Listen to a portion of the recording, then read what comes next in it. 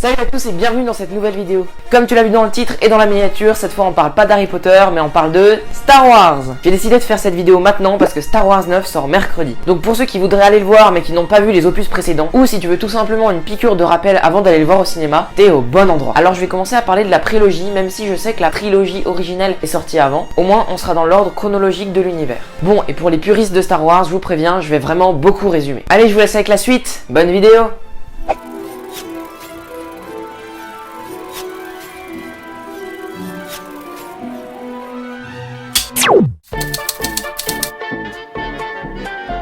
Alors pour faire simple, dans Star Wars, il y a 3 types de personnes qui vivent sur des milliers de planètes différentes et qui utilisent des vaisseaux spatiaux pour se balader dans l'espace. Alors d'abord, il y a les habitants normaux qui n'ont pas de pouvoir mais qui sont pas toujours d'apparence humanoïde. Ensuite, on a les Jedi qui eux sont sensibles à la force et qui maîtrisent le côté lumineux, donc en gros, c'est les gentils. Et le troisième type d'habitants, c'est les Sith. Eux maîtrisent aussi la force mais le côté obscur. En gros, c'est les méchants. Bon, et maintenant je pense qu'on peut commencer le résumé de Star Wars 1, la menace fantôme. On commence en voyant Qui-Gon Jinn, un Jedi, et son apprenti Obi-Wan Kenobi. Ils étaient censés résoudre des problèmes politiques sur Naboo, une planète, mais ils se font attaquer et fuient. Bon, du coup il y a ce truc qui les aide à trouver un moyen de transport pour aider la reine de la planète, Padmé Amidala, à s'enfuir, à cause de l'armée de droïdes qui les attaque. Ils réussissent finalement à s'enfuir de la planète. Maintenant, ils veulent rejoindre le Sénat sur une autre planète pour qu'elle puisse soutenir Palpatine.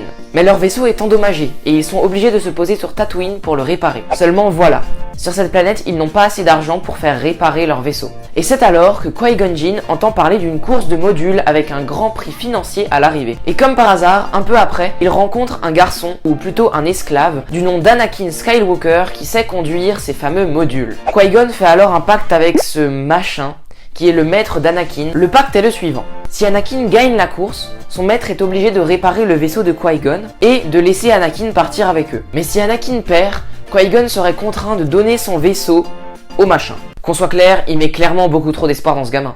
Mais Anakin gagne la course. Et après les réparations, Qui-Gon part avec Anakin, Obi-Wan et Padmé de la planète. Une fois au Sénat, Padmé aide grandement à faire monter Palpatine à la tête du pouvoir. Puis elle retourne sur sa planète pour conduire son armée et battre l'armée de droïdes. Qui-Gon Jinn et Obi-Wan viennent avec elle et se battent également contre les droïdes. Et c'est alors que Dark Maul, un Sith, les attaque. Dark Maul perd le duel et se fait tuer par Obi-Wan, mais avant, il a le temps de tuer Qui-Gon Jinn. Tout le monde assiste ensuite à l'enterrement de Qui-Gon, et après avoir reçu la permission du Conseil Jedi, Obi-Wan devient désormais le maître de Anakin.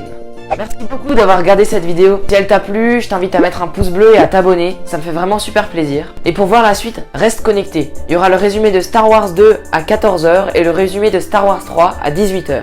Bon, sur ce, moi je vais te laisser. Allez, coupez!